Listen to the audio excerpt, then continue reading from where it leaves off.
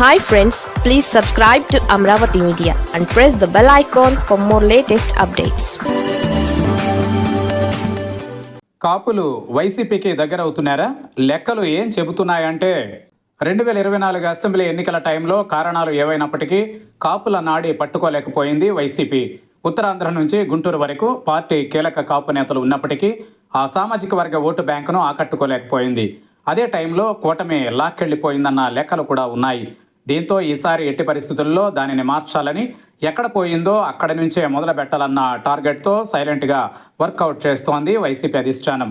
అందుకే ఆ కోణంలో అంది వచ్చిన ఏ చిన్న అవకాశాన్ని వదలకుండా వాడేస్తున్నట్టు పార్టీ వర్గాలే చెప్పుకుంటున్నాయి. Vijayawada Saikrishna custodial death episode నుంచి తాజాగా కాపు ఉద్యమ నేత ముద్రగడ పద్మనాభం పాడెను జగన్ మోయడం వరకు ప్రతి ఒక్క చర్య ఇందులో భాగమేనన్న అంచనాలు సైతం రాజకీయ వర్గాలలో ఉన్నాయి.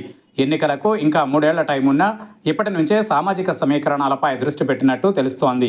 ముఖ్యంగా గోదావరి జిల్లాల రాజకీయాలే అధికార మార్పిడిలో కీలకమనే అభిప్రాయం ఎప్పటి నుంచో ఉంది.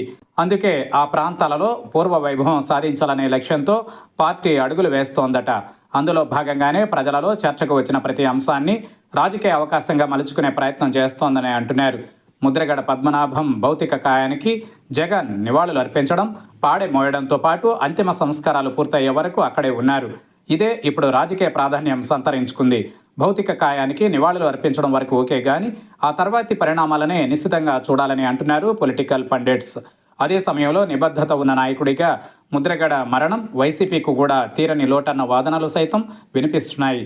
ఇక అంతకుముందు విజయవాడ కృష్ణలంక సాయికృష్ణ ఘటన రాష్ట్ర వ్యాప్తంగా చర్చనీయాంశమైంది.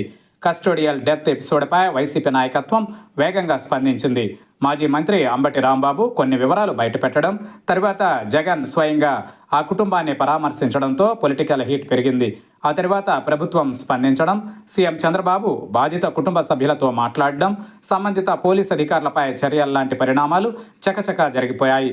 ఆ వెంటనే కాపు సామాజిక వర్గానికి చెందిన వైసీపీ నేతల సమావేశం మరింత చర్చనీయాంశమైంది. అదే సమావేశంలో సాయికృష్ణ కుటుంబానికి 20 లక్షల రూపాయల ఆర్థిక సాయం చేయాలని నిర్ణయించి అంబటి రాంబాబు, తోట త్రిమూర్తుల ఆధ్వర్యంలో ఆ సాయం అందించారు. దీంతో కాపు నేతల మీటింగ్ కేవలం సామాజిక సమావేశమా లేక రాజకీయ వ్యూహమా అన్న చర్చ కూడా జరిగింది. మరోవైపు కాపు సామాజిక వర్గ సమస్యల విషయంలో డిప్యూటీ సీఎం పవన్ కళ్యాణ్ సరిగ్గా స్పందించడం లేదంటూ వైసీపీ విమర్శలు మొదలుపెట్టింది. గత ఎన్నికలలో కూటమికి అండగా నిలిచిన కాపులకు ఇప్పుడు న్యాయం జరగడం లేదన్నది వైసీపీ వాయిస్.